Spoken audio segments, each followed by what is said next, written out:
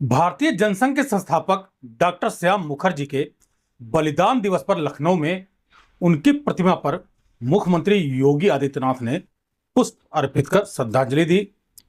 उन्होंने अपने संबोधन में कहा कि संविधान लागू 1950 में हुआ। 1952 में प्रथम आम चुनाव के बाद देश के संविधान में धारा 370 को डालकर राष्ट्रीय एकता को चुनौती देने का काम तत्कालीन सरकार ने किया था। कश्मीर में परमिट सिस्टम लागू किया गया और देश की सुरक्षा के साथ राष्ट्रीय एकता और अखंडता को स्वयं सरकारों में बैठे लोग चुनौती देने लगे थे। देखिए क्या कहा मुख्यमंत्री योगी आदित्यनाथ ने। जब आजादी के तत्काल बाद संविधान लागू 1950 में हुआ, 1952 में प्रथम आम चुनाव के बाद देश के संविधान में धारा 370 को डाल करके राष्ट्रीय एकता को चुनौती देने का काम तत्कालीन सरकार ने किया था। कश्मीर में परमिट सिस्टम लागू किया गया और देश की सुरक्षा के साथ राष्ट्रीय एकता और अखंडता को स्वयं सरकार में बैठे हुए लोग ही चुनौती देने लग गए थे। तब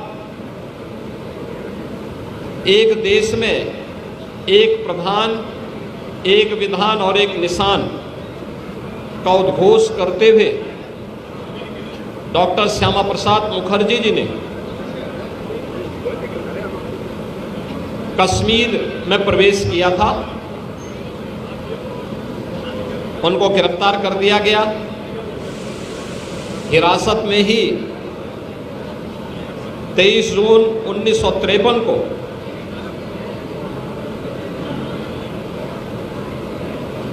जम्मू कश्मीर के जेल में उनका बलिदान हुआ। डॉक्टर श्यामा प्रसाद मुखर्जी जी ने 1953 में जो सपना देखा था, एक भारत का, अखंड भारत का और सुरक्षित भारत का, उसे साकार होने में 65-66 वर्ष लगे। जब प्रधानमंत्री मोदी जी के नेतृत्व में 5 अगस्त 2019 को कश्मीर में धारा 370 समाप्त हुई और आज जम्मू कश्मीर लोकतांत्रिक मूल्यों और आदर्शों के साथ भारत के संविधान की भावनाओं के अनुरूप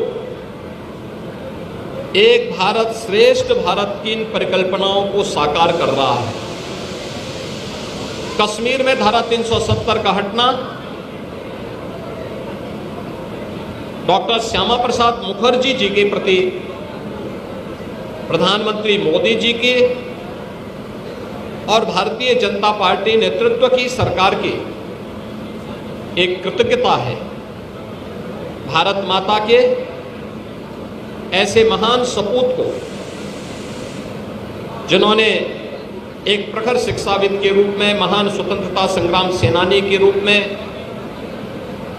एक विजनरी राजनीतिक नेतृत्व के रूप में देश को अपने मूल्य सेवाओं से लाभान्वित किया था, उनकी इस पावन पुण्यतिथि के अवसर पर मैं उत्तर प्रदेश सरकार की ओर से, उत्तर प्रदेश की जनता जनार्दन की ओर से उनके स्मृतियों को नमन करते हुए विनम्र श्रद्धांजलि अर्पित करता हूँ।